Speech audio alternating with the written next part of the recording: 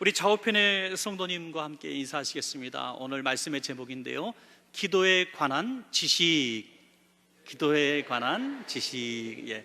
인사하면서 말씀 나눴어요. 기도에 관한 지식이 우리에게 있기를 소원하는 마음으로 오늘 본문을 선택했습니다. 뭐든지 기본적으로 이 지식을 가지고 시작하는 사람과 그냥 무조건 몸으로 부딪혀서 배우는 사람과는 처음에는 뭐 비슷한 것 같지만은 조금 시간이 지나면서 너무 차이가 벌어지는 것을 보게 됩니다. 기본기라 그러죠. 기본기를 탄탄하게 쌓은 사람은 굉장한 성장을 하지만은 처음부터 그냥 뭐 하던 대로 하려고 하면은 성장이란 게 다 있을 수 없습니다. 신앙이 연조만큼 기도의 횟수가 더해진 거죠. 신앙이 연조만큼. 그런데 아직도 굉장히 신앙이 연조가 아주 오래되신 분인데 기도하는 거 보면은 굉장히 초보적인 어떤 기도의 모습, 또 기도에 관한 지식을 갖고 있는 분들도 사실 보게 됩니다. 어떻게 보면 예수님께 기도합니다라는 거 외에는 천지신명께 비는 거하고 아주 똑같은 분도 있고요. 전에 있는 종교에서 종교 싹 바꾸었는데 그 모든 방식이 그대로 가는 분이 있어요. 아직도 교회 와서 예배당 들어오면서 이렇게 안녕하십니까 하고 시작하시는 분이 있는 거예요. 그러니까 우리가 이 기도에 관한 지식을 좀 이렇게 배우려고 하는 이런 모습이 있다면은 기도가 훨씬 더 즐거워지고 또 기도에 좀 성장이 빠르지 않겠는가 하는 생각을 해보게 됩니다. 설명서를 보고 기계를 만지는 사람과 기계를 만지면서 안 돼서 설명서 찾는 사람은 너무 다른 것 같아요. 그래서 먼저 이 설명서를 잘 보고 하는 사람은 시간을 굉장히 단축할 수가 있습니다.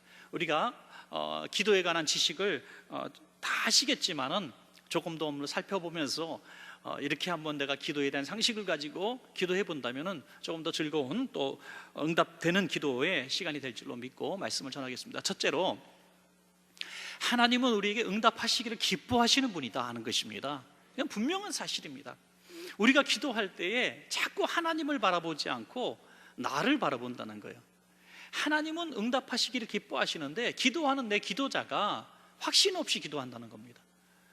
이거는 들어주실까 안 들어주실까라는 확신도 모르고 그냥 기도한다는 거예요. 하나님은 응답하시는 하나님이라는 거예요. 기도, 우리가 사람과 사람 사이에도 부탁하면은 못 들어주는 두 가지 이유가 있습니다. 하나는 주고 싶지만 줄 수 없는 경우가 있고요, 하나는 주고 싶지만 줄 게 없는 사람이 있어요. 그죠? 둘 중에 하나잖아요. 주고 싶지만 줄 수 없어서 또 주기 싫은데 또 안 주시는 건 할 수 없지만은 뭐 없어서 못 주는 사람, 있는데도 주기 싫은 사람, 이렇게 두 가지로 나눌 수가 있겠습니다. 응답해 주시기를 기뻐하시지만 응답 받을 만한 그런 사람이 먼저 되는 것이 중요하다는 것입니다. 우리가 기도할 때 하나님은 응답하시기를 분명히 기뻐하시는데 왜 응답하지 않으시는가? 내가 응답 받을 만한 사람이 아니기 때문인 경우가 참 많이 있다는 겁니다. 그러니까 우리 기도할 때 하나님은 응답하시기를 기뻐하신다, 이것을 우리가 그냥 믿는다고 하면서 허황된 것을 우리 요청했을 때 하나님은 응답하실 수가 없는 거죠. 하나님, 저 더운데 아이스크림 먹고 싶으니까 3천만 원만 주세요. 그렇게 하면은 하나님이 3천만 원을 주시겠냐 이거죠. 그러니까 우리가 허황된 기도할 때가 너무너무 많은 걸 보게 돼요. 지금도 기억이 나는데요, 참 나이도 들을 만큼 들었던 우리 전도사님이었던 것 같아요. 30대 전도사님이었는데 자기는 꿈이 크대요. 무슨 꿈이냐 그랬더니 하나님 저한테 큰 꿈을 주셨대요. 큰 선교센터를 짓는데 100층짜리 2동을 짓는 환상을 받고 그 안에 헬기장도 있고 그렇다 그러더라고요. 그런가 보다, 꿈이 참 크구나 했는데 지금 한 20년 지났는데 아직도 뭐 그냥 어떤 소식도 들리지 않더라고요. 그 기도하고 응답을 어떻게 받았는지 모르겠지만 빌딩으로 응답받는 경우도 있더라고요. 여러분, 허황된 기도죠. 하나님은 응답하시기를 분명히 기뻐하시지만 기도에 허황된 기도를 하는 사람들에게는 그 응답이 있을 수가 없습니다. 오늘 본문을 7장 9절부터 11절까지 읽으셨는데 여기 보면은 너희 중에 누가 아들이 하면서 아들이 나오고요, 누구에게 기도합니까? 아버지에게 기도하죠. 근데 오늘 본문에 보니까 아버지에게 구한다고 하지 않고 떡을 달라 하는데 돌을 주며 생선을 달라는데 뱀을 줄 사람이 있느냐? 뭐 아버지라고 또 쓰지 않을 만한 이유가 있는 것 같아요. 왜냐하면은 하나님과 여기 사람과 우리 이 관계를요, 아들의 관계냐 그냥 아저씨와의 관계냐, 저는 그렇게 보는 것 같아요. 아버지라면 응답해 주시는데 아버지가 아닌 거예요. 아버지가 아닌 거예요. 아들이 떡 달라 그러는데 떡을 주고, 또 생선 달라 하면 생선을 줘야지, 왜 떡을 달라는데 돌을 주고 생선을 달라는데 뱀을 줄 아버지가 어디 있느냐? 그냥 동네 사람이지. 그 사람은 오늘 하나님 앞에 하나님 주세요 했을 때 우리가 구하는 것이 하나님 아버지의 마음에 합한 옳은 것이라면 하나님께서 주실 수밖에 없다는 것입니다. 하나님과의 우리 관계가 아저씨와의 관계가 아니라 아버지와 아들과의 관계가 분명히 먼저 만들어지는 것이 너무나 소중하다는 겁니다. 마태복음 8장에 보면 우리가 너무 잘 아시는 말씀이 나와요. 한 나병 환자가 예수님께 와서 주여 원하시면 저를 깨끗하게 하실 수 있나이다 라고 간청하죠. 굉장히 자신감이 없는 것 같아요. 그죠? 원하시면, 주님 원하시면, 여기에는 굉장한 기도의 비밀이 있는 것 같습니다. 하나님은 응답하실 수 있는 하나님이지만 제가 하나님과의 관계에서 내가 그걸 당당하게 요구할 수 있는 사람이 아닌 것 같습니다. 그런 뜻이거든요. 그런데 하나님께서 이 기도에 얼마나 기뻐하시는지요. 예수님은 즉시로 내가 원하노니 깨끗함을 받을지어다 하시면서 손까지 대어주신단 말이죠. 그를 만져주세요. 우리는 하나님 앞에 기도할 때 이렇게 기도하면 응답이 얼마나 쉬울까 하는 생각을 해보게 됩니다. 하나님은 응답하시기를 기뻐하시는 하나님이지만 나는 그 응답받을 자격이 있는가라는 것을 돌아보면서 하는 기도라는 거죠. 그 기도가 무슨 기도냐면 긍휼을 구하는 기도인 줄로 저는 믿습니다. 여러분, 기도에는 긍휼의 하심을 구하는 기도가 우리에게 있어야 된다는 겁니다. 오늘 어떤 기도를 가지고 기도하실지 모르겠지만 기도하시면서 주님, 빨리 좀 응답 좀 해주세요. 좀 해도 너무하시는 거 아닙니까? 제가 얼마 동안 기도했는데 왜 응답하지 않으시고, 왜 이거는 당연한 건데 왜 응답하지 않으시고요, 세상 사람들도 잘 되는데 왜 저는 이렇게 안 됩니까? 하면서 여러 가지 불만과 불평이 있는 것은 긍휼을 구하는 기도가 아니라는 겁니다. 하나님 아버지께서도 좋으신 아버지가 아니라고 이렇게 고백하는 것밖에 되지 않습니다. 하나님 아버지는 분명히 응답하기 기뻐하시는데 응답받지 못하는 이유는 우리에게 있다는 것입니다. 당당하게 요구한다, 뭐 그런 얘기는 많이 해요. 기도할 때 아버지에게 구하는 것처럼 당당하게 기도해라. 그러면 아버지께 당당하게 기도하면 다 여러분, 아버지 되신 여러분들 자식이 달라는 거 다 주십니까? 아니잖아요. 철없는 것을 요청하고 또 하는 행실을 보면은 도무지 아무것도 줄 수 있는 게 없는데 너무 호황되걸 구하면은 어느 부모가 다 응답해 주겠습니까? 분명히 응답하기 위해서 모든 걸 다 줄 수 있는 부모고, 자기 정말 피를 짜서라도 해주고 싶은 게 부모지만 그럴 받을 자격이 없는 상황 가운데서, 또 받을 이유가 없는 그런 상황 가운데서 요청하는 것들에 대해서는 거절하지 않습니까? 하나님 아버지는 좋으신 하나님이고 우리가 구할 정당한 기도 제목이 있고 우리가 긍휼을 구하는 믿음의 기도를 하면은 하나님은 반드시 응답해 주실 줄로 믿습니다. 여러분, 주께서 원하시면 이라는 기도를, 이게 정말 그런 것 같아요. 우리 부모님한테도 뭔가 요청할 때, 아니 자녀가 부모님 요즘에 어려우신 거 압니다. 저에게 이런 걸 해줄 수 없는 상황인 거 아는데 저 학교 보내주는 거, 등록금 내주는 것만도 정말 내가 너무나 감사해서 열심히 제가 공부하겠습니다. 이런 자식은 드라마에서나 나오지 없잖아요. 그죠? 없지만 만약 그럴 수 있는 자녀가 있다면 부모는 너무 감동하지 않겠어요? 너무 감동할 겁니다. 주께서 원하시면 당연히 원하는 거예요. 당연히 주기를 기뻐하는 게 주님의 마음입니다. 오늘 첫 번째 기도에 관한 지식, 첫 번째는 하나님은 우리가 가진 오늘 기도 제목에 응답하실 준비가 되어 있고 응답하시는 것을 기뻐하시고 우리가 그 응답받기에 자격이 되면 반드시 응답해 주실 줄로 믿습니다. 여러분, 자, 두 번째 지식은 뭐냐면, 그럼에도 불구하고 우리는 응답받을 때까지 계속 기도해야 된다는 것이 비밀입니다. 여러분, 계속 마가복음 11장 23절에 내가 진실로 너에게 이르노니 누구든지 이 산더러 들리어 바다에 던져지라 하며 그 말하는 것이 이루어질 줄로 믿고 마음에 의심치 아니하면 그대로다. 여기 보면 이루어질 줄로 믿고 의심하지 않는다는 게 무슨 뜻입니까? 계속 기도한다는 거거든요. 한번 이렇게 선포하고 응답되지 않았다고 응답하지 않으셨다고 하는 게 아니라 이루어질 줄로 믿고 계속 바라본다는 겁니다. 계속 그것을 바라본다는 거예요. 이게 응답받을 때까지 기도한다는 것이죠. 마태복음 7장 오늘 7절부터 8절까지 보면 구하라 그리하면 너에게 주실 것이요 찾으라 그리면 찾아낼 것이요 문을 두드리라 그리하면 너에게 열릴 것이니 구하는 이마다 받을 것이요 찾는 이가 찾아낼 것이요 두드리는 이에게 열릴 것이니라. 계속 반복적으로 말씀하시잖아요. 구하고 찾고 두드리라. 왜 3번이나 말씀하셨을까? 왜 응답받을 때까지 계속 이렇게 외칠까? 그래서 저는 한번 좀 궁금했어요. 어떤 성도님은 한 번 기도했는데 응답받았다고 좋아하고요, 어떤 성도님은 10년째 기도했는데 응답이 이루어지지 않아요. 그래서 많이 지친 분들이 있어요. 어떤 분은 어떤 사업을 시작하면서 응답받았다고 시작하시는 분이 있습니다. 하나님이 이 사업을 통해서 큰 응답을 주셨다고 해서 믿음으로 시작했어요. 1년 지났는데 잘 될 겁니다. 저는 여전히 믿습니다. 2번째에 됐는데 될 줄로 믿습니다. 근데 조금 더디어지네요. 3년째 됐을 때 잘 되겠죠. 목사님이 기도해 주시니까 이제 저 핑계를 슬슬 대기 시작합니다. 5년쯤 됐을 때는 제가 잘 못하나 보죠. 하나님이 제가 할 수 없기 때문에 안 주시는가 보죠. 자꾸 나락으로 떨어지는 거예요.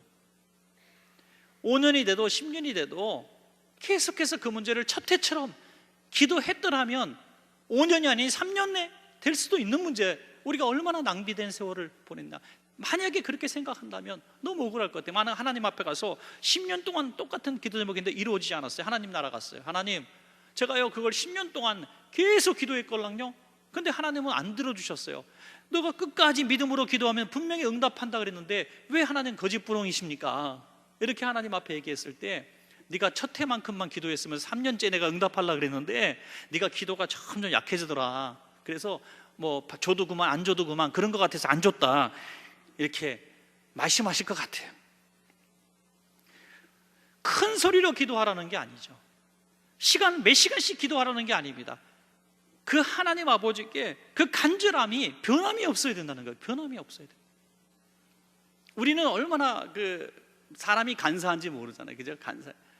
정말 하루 3끼 먹으면 소원이 없겠다 했던 소원을 50년 전에 갖고 계신 분, 30년 전에 갖고 계신 분들이 있을 텐데, 지금은 그런 소원 이루어진 다음에는 또 다른 소원, 계속 우리는 욕심이 끝이 없는 겁니다.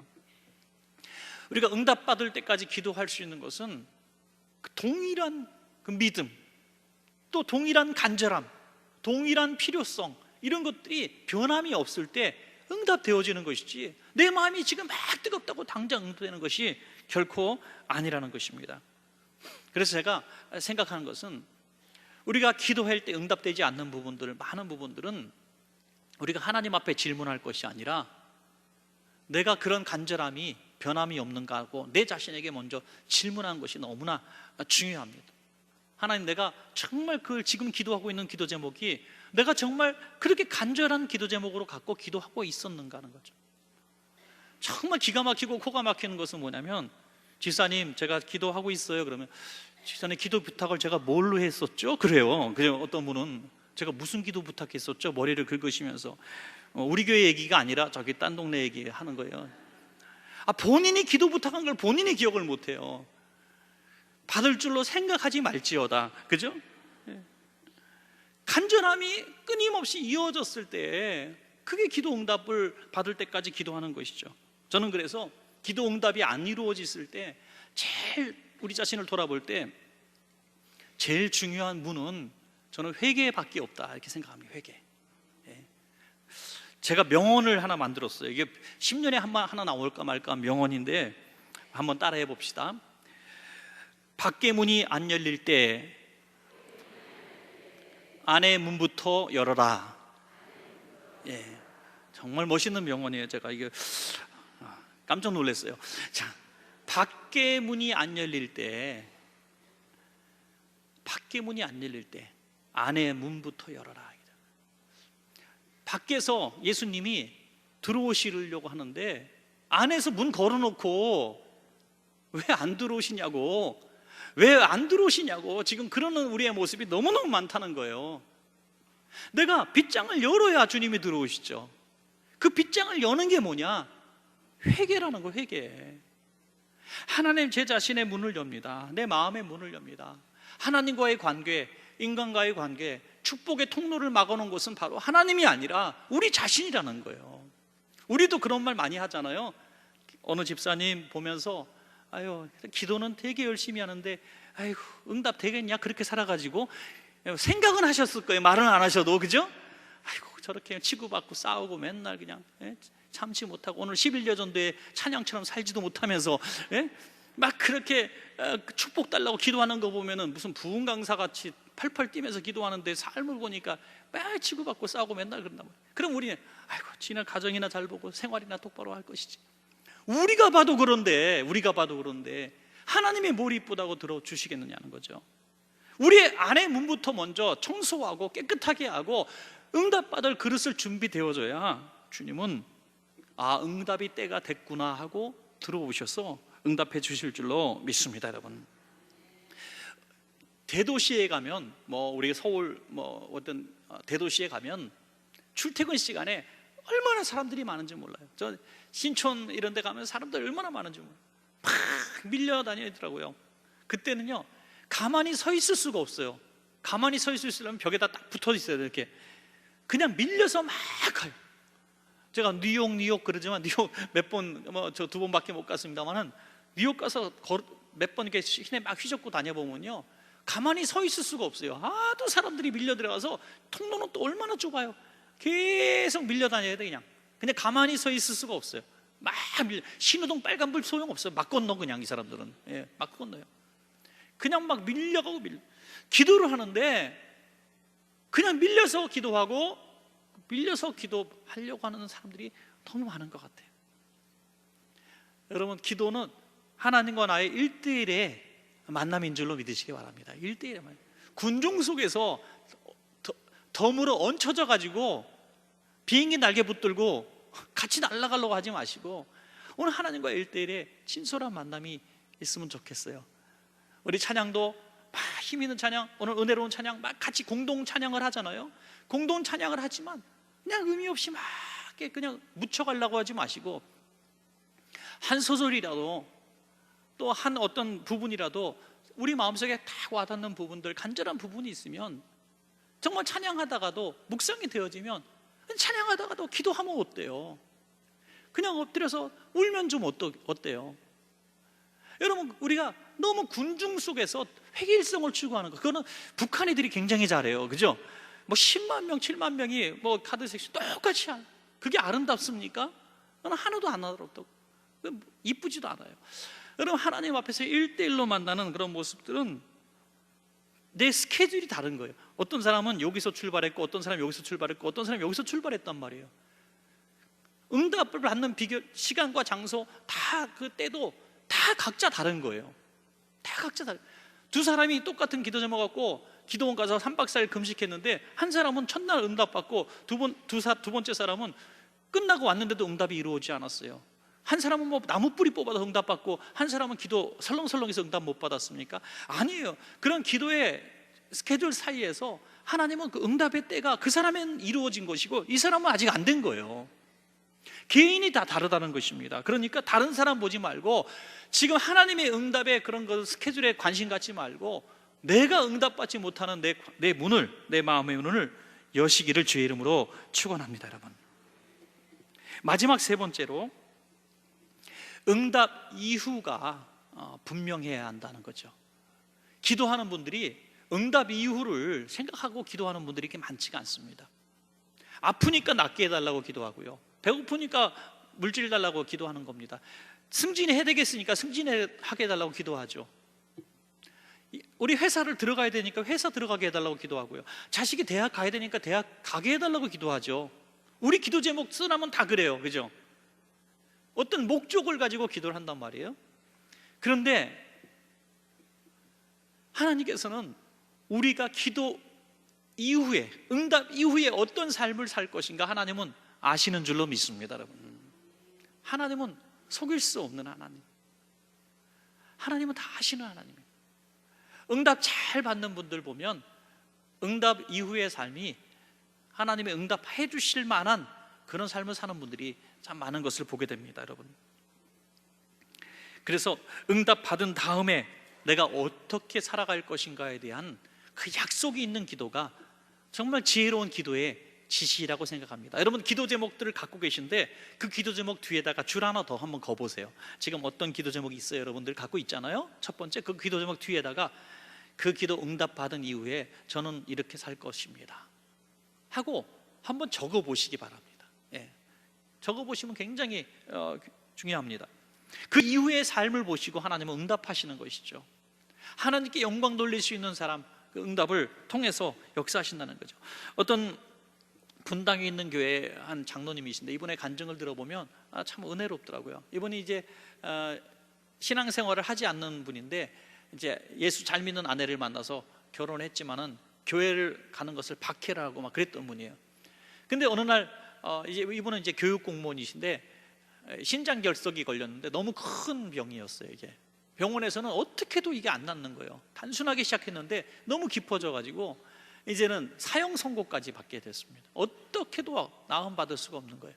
그래서 이제 슬금슬금 아내 말 듣고 교회 가볼까 하고 있는데 가족 중에서 죽다가 살아는 암병으로 죽을 것 같았던 사형 선고 받은 사람이 이제 생명 연장 받은 이 기도 간증을 듣게 된 거예요. 응답 간증을 듣게 된 거예요. 그러니까 솔깃해진 거잖아요. 그래서 나도 그러면 한번 교회 가보겠다. 희망이 없다니까. 그래서 교회를 나가서 기도하고 막 하다가 이제 이런 기도를 했대요. 하나님, 제가 평생 신앙생활하지 않고 아내도 박해하고 교회도 안 나가고 이렇게 했는데 내가 병 걸려가지고 참 자존심 다 팽개치고 내가 이제 박해하던 아내 박해던 아내 따라서 쫄쫄쫄거리고 교회로 왔는데 내가 병 나면은 또 똑같이 옛날처럼 살까봐 두려운 거죠. 그래서 정말 저를 살려주시면 이제 하나님의 영광을 위해서 내가 살겠습니다. 이후의 삶은 내가 하나님께 온전히 드리겠습니다. 이런 간절한 결심을 하고 왔습니다. 그런데 이제 병이 많이 호전이 된 거예요. 그러는 상황 가운데서 교회가 건축을 하게 된 거예요. 교회 건축하려는데 자기가 가진 것이 집밖에 없다는 거예요. 그래서 내가 하나님의 영광을 위해서 살다고 했는데 병도 점점 나아가는데 내가 뭔가 증거를 보여야 된다는 생각이 확 오더라는 거예요. 그래서 아내하고 상의하니까 아내가 할렐루야하고 동일한 거예요. 집을 팔아서 그냥 헌금을 해버리고 자기는 교회 안에 들어가서 이제 구속해서 살게 된 거죠. 그래서 쫄딱 망했습니까? 그러면 간증거리가 아니잖아요. 그 이후에 하나님이 얼마나 물질의 복을 주시고 공무원인데 잘 되는 거예요. 그냥 돈도 잘 쌓여지고 해서 지금 50평대 아파트 살고 있고 또 교육계에 굉장히 올라가서 승진도해서 부교육청장까지 이렇게 하게 되는, 승진까지 하게 되는 그런 일들을 간증하고 지금은 분당에서 제일 큰 교회 중에 하나인 그 교회 장로님이 되시고 아들은 청년회장이고 딸은 교회 반주자고 여러분, 이분에게 걸렸던 신장결석이 저주입니까? 축복의 질병이었지 않습니까? 축복의 질병. 저는 굉장히 중요한 얘기를 드리고 있습니다. 병이 축복이 아니었어요. 이 병 때문에 그의 인생이 바뀐 게 축복이죠. 병은 불편한 거고 병은 저주스러운 거예요. 그게 왜 복입니까? 그것 때문에 인생이 변화됐기 때문에 복이 된 것이죠. 우리는 그 사실을 너무 모르는 거예요.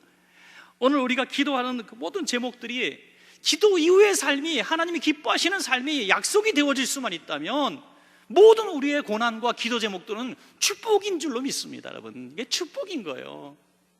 이 감사를 표하고 하나님 앞에 기쁨을 표한다는 거, 하나님은 너무 우리에게 기쁨을 주시기를 기뻐하시는 하나님이시다 하는 거죠.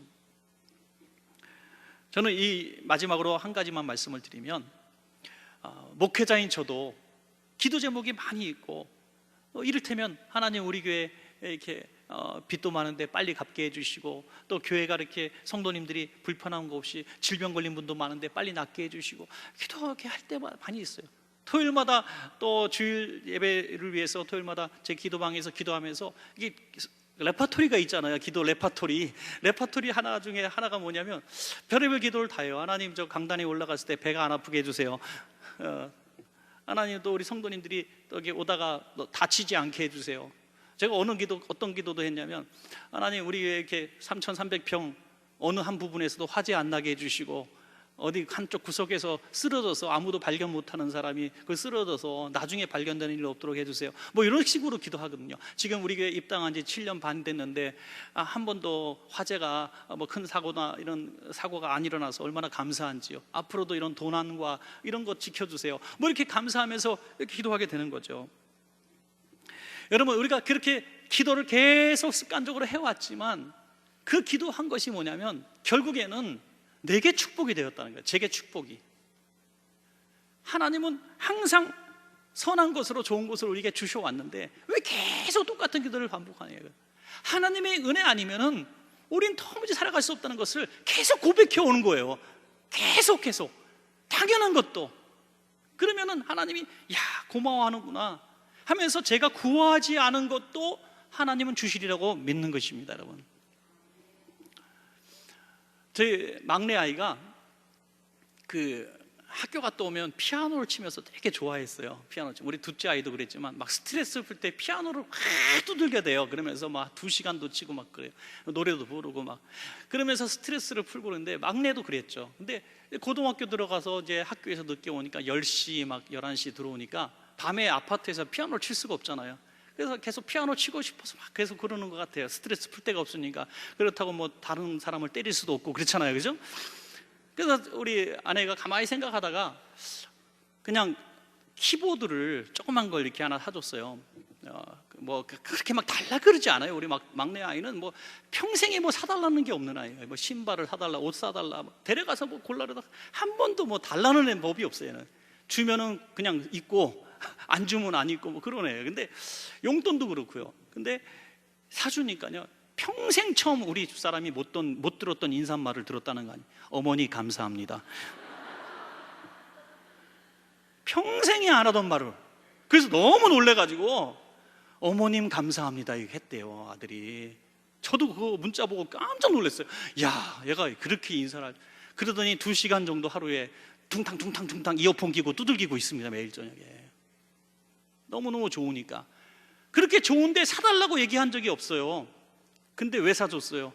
사주면 좋아할 줄 아니까, 기뻐할 줄 아니까, 잘 쓸 것 같으니까 사주고 정말 기쁘게 생각하는 거죠.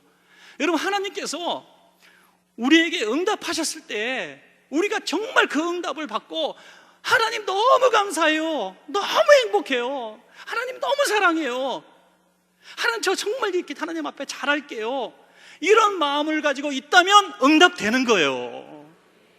그런데 그렇지 않잖아요. 우리가 많은 응답을 받고도, 많은 축복을 받고도 다음 기도 제목이 뭐지? 넘어가는 거예요. 1번 됐어, 체크다. 금년에 3개 기도 제목인데 하나, 2개 남았어. 또 하나, 1개 남았어. 이게 뭡니까? 너무 행복하고 너무 감사하고 너무 즐겁고 내가 받은 은혜 이렇게 갚겠습니다는 그런 막 팔짝팔짝 뛰는 모습이 있다면, 하나님은 2번째, 3번째는 기도도 하기 전에 응답해 주신다는 거예요. 이게 기도에 관한 지식. 하나님도 인격의 하나님의 하나님, 우리의 마음과 똑같은 하나님이세요. 사람도 그렇게 행복해하니까, 그렇게 즐거워하니까. 제가 어느 집사님하고 갔을 때, 집사님 제가 오늘 밥 좀 대접하고 싶은데 갈까요? 그래서 이제 갔어요. 뭐 이를테면 우리 강 집사님 오늘 수고 많이 하셨어요. 찬양팀도 다 데려가긴 내가 불편하니까 강 집사님만 살짝 데려갈게 하고 제가 나름대로 정성을 다해서 이제 감자탕 7,000원짜리 대접했어요. 그랬더니 뼈를 막 발라 드시면서 표정이 별로 안 좋아요. 그래서 왜 안 좋으시냐 했더니 겨우 뼈 해장국 먹자고 저를 부르신 거예요. 그러면은 그 다음 주에는 제가 스테이크를 사주려고 작정을 했었는데 그 마음이 싹 가시는 거죠. 예. 너무 감사해요. 저는 이 뼈 해장국이 이렇게 세상에서 맛있는 음식인 줄 처음 알았어요. 말도 안 되는 얘기지만 너무너무 기뻐하고 고마워하면요, 저는 계속해서 스테이크를 언제 사주냐, 스테이크 언제 사주냐 이럴 거 아니에요. 하나님도 인격의 하나님이시라는 거죠. 우리가 기도 응답 받았을 때 그런 기쁨이 기도한 것보다 갑절이나 커야 될 줄로 믿습니다. 갑절이나. 세상에서도 너무나 사람들이 다음에 축복을 받지 못하는 것은 은혜를 받았을 때 그 반응이 너무 현찮았기 때문에 그 다음 은혜를 못 받는 거예요. 그 은혜가 받았을 때 갑절로 갚으려고 하고 더 충성하려고 하면요, 더 많은 것들을 주시는 거예요. 더 큰 선물이 예비되어 있는 것이며, 하나님은 우리가 생각하는 것보다 넘치도록 가지고 계신 분이에요. 이 사실은 믿으십니까, 여러분?